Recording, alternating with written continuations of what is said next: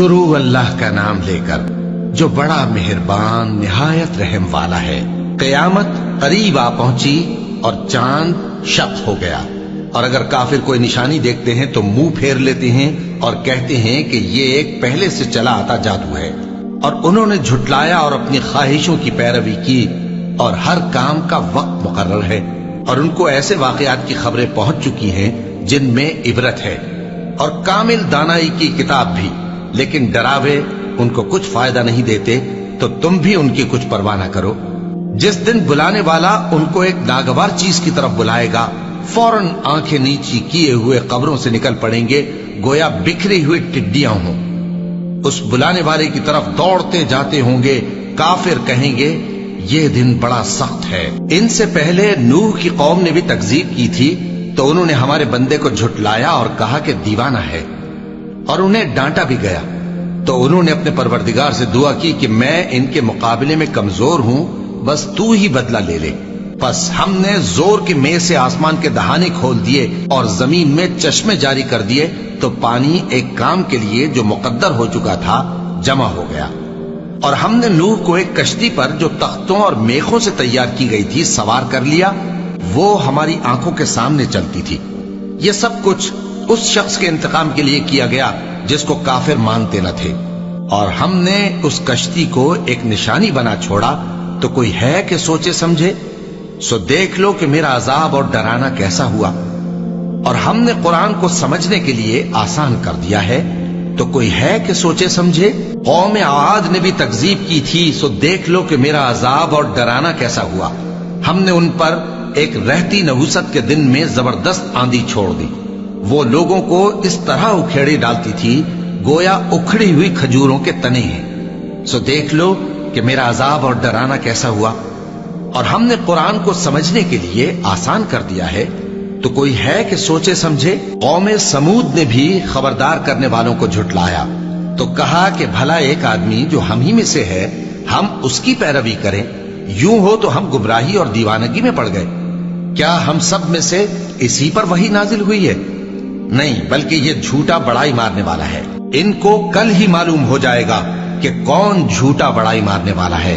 ऐ साले, हम इनकी आजमाइश के लिए ऊंटनी भेजने वाले हैं, तो तुम इनको देखते रहो और सब्र करो। और इनको आगाह कर दो कि इनमें पानी की बारी मुकर्रर कर दी गई है, हर बारी वाले को अपनी बारी पर आना चाहिए। तो उन लोगों ने अपने रफीक को बुलाया और उसने ऊंटनी को पकड़ लिया, फिर उसे मार डाला। सो देख लो कि मेरा अजाब और डराना कैसा हुआ। हमने उन पर अजाब के लिए एक जोर की आवाज भेजी, तो वो ऐसे हो गए जैसे बाढ़ वाले की चूरा चूरा हो जाने वाली बाढ़।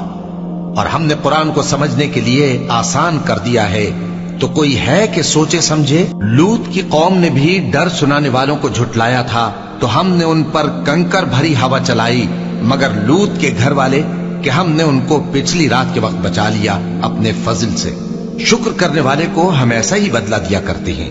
और लूत ने उनको हमारी पकड़ से डरा भी दिया था, मगर उन्होंने डराने में शक किया और उनसे उनके मेहमानों को ले लेना चाहा, तो हमने उनकी आंखें मिटा दी। सो अब मेरे अजाब और डराने के मजे चखो। और उन पर सुबह सवेरे ही ठहर जाने वाला अजाब आ नाजिल हुआ, तो अब मेरे अजाब और डरावों के मजे चखो।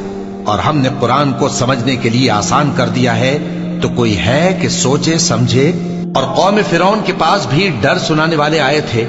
उन्होंने हमारी तमाम निशानियों को झुटलाया, तो हमने उनको इस तरह पकड़ लिया जिस तरह एक कवी और गालिब शख्स पकड़ लेता है।